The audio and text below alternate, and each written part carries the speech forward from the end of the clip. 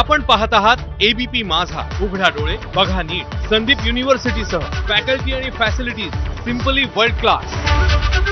Break नंतर bulletin मध्ये आपल्या सगळ्यांचं पुन्हा एकदा स्वागत। विधान परिषद उपसभापती पदासाठी निवडणूक जाहीर झाली आहे। 1 जुलै 2024 रोजी दुपारी 1 वाजता ही निवडणूक होणार आहे। 30 जून दुपारी 12 वाजेपर्यंत नामनिर्देशन पत्र दाखल करण्याची वेळ असेल, तर दुपारी 1 वाजेपर्यंत त्या पत्रांची छाननी होणार आहे।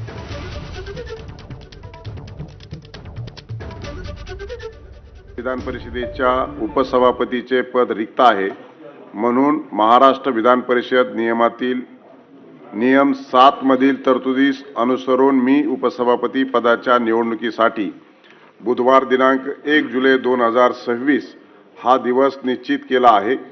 महाराष्ट्र विधान परिषद नियमातील नियम 6 व 7 अन्वये सदस्यांनी मांडावयाच्या प्रस्तावाची लेखी सूचना डॉक्टर विलास आठवले, सचिव 3, महाराष्ट्र विधानमंडळ सचिवालय यांच्याकडे कक्ष क्रमांक 903, 9वा मजला, विधान भवन, मुंबई येथे मंगळवार दिनांक 30 जून 2026 रोजी दुपारी 12 वाजेपर्यंत पोहोचेल अशा प्रकारे देणे आवश्यक आहे।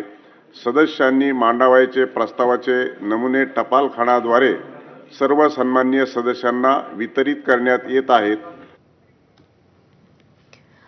महायुतीमध्ये भाजपची विधान परिषदेत सदस्य संख्या सर्वाधिक असली तरी उपसभापती पद हे शिंदे सेनेच्याच वाट्याला जाणार असल्याची माहिती सूत्रांनी दिली आहे। मात्र शिंदेंच्या शिवसेनेत उपसभापती पदावरून मोठी चुरस आहे। कृपाल तुमाने, चंद्रकांत रघुवंशी, मनीषा काहेंदे यांच्यामध्ये या पदासाठी चढाओढ आहे। माजी उपसभापती नीलम गोऱ्हे प्रबळ दावेदार आहेत, पण यंदा एकनाथ शिंदे उपसभापती पदाच्या निवडणुकीत मोठं सरप्राईज देण्याच्या तयारीत आहेत। त्यामुळे उपसभापती पदाची माळ पुन्हा नीलम गोऱ्हे यांच्या गळ्यात पडते की एकनाथ शिंदे धक्कातंत्र वापरणार याकडे लक्ष लागलंय।